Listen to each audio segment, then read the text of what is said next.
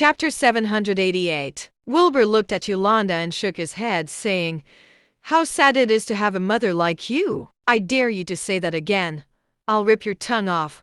She was so angry that she was pointing at him with a trembling finger. The brothers were also furious. They looked at the peak ambience level cultivators behind them. The cultivators understood and slowly approached Wilbur. Wilbur looked at Santino and asked slowly, "Why don't you tell the truth?" "What? The truth?"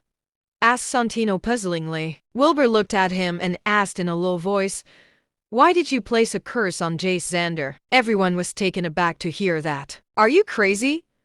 How could it be him?" asked Jeffrey. Jameson also looked surprised. He said, "He worked for my father for years, and he's always been loyal." "What nonsense are you spewing?" "It's nonsense, Jean. Where did you find this lunatic? You are a huge disappointment."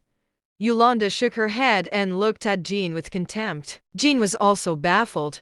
He looked at Wilbur in utter confusion because he could not believe it. Wilbur explained slowly, "I thought you were abnormal from the moment I saw you, so I took notice of you. I observed that you have a deadly energy inside you. You must be cursed by a deadly spell. However, the curse is not activated. It's apparent that someone else is using the curse to control you.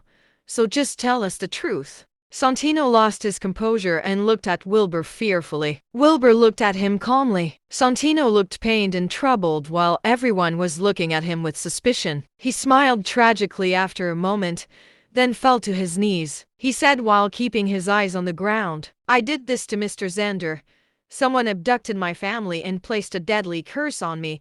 They blackmailed me to make Mr. Xander drink a bottle of potion.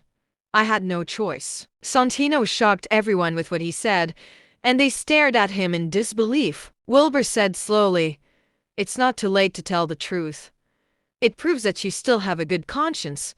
It's never too late. Who's the culprit?" "It's Leo Sith. He abducted my family and placed a curse on me. He blackmailed me to do so," said Santino painfully. Everyone from the Xanders was taken aback. Jeffrey hurriedly asked, "Do you mean Leo Sith, the CEO of South Shores Sith Corp?" Santino nodded. Tears flowed from his eyes. Jameson pondered and said, "Our company has conflicts with Sith Corp. They're re-eyeing our company shares. But our father refused. It looks like he's the culprit." "What should we do?"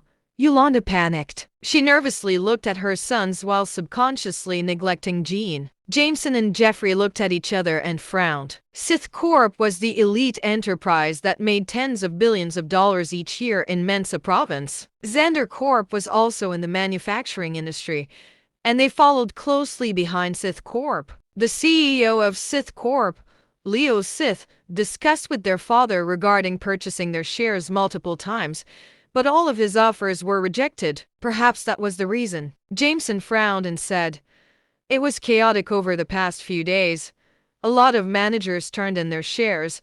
It seems like Leo Sith is also behind this. You two have been fighting each other for the top spot.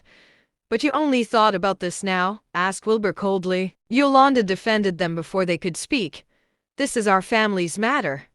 It's none of your business. So shut up." Wilbur looked at her and shook his head. He thought that only a dysfunctional family could have an unreasonable woman like that. Wilbur walked toward Jean and said, "Let's check on your father." Jean nodded and they headed inside.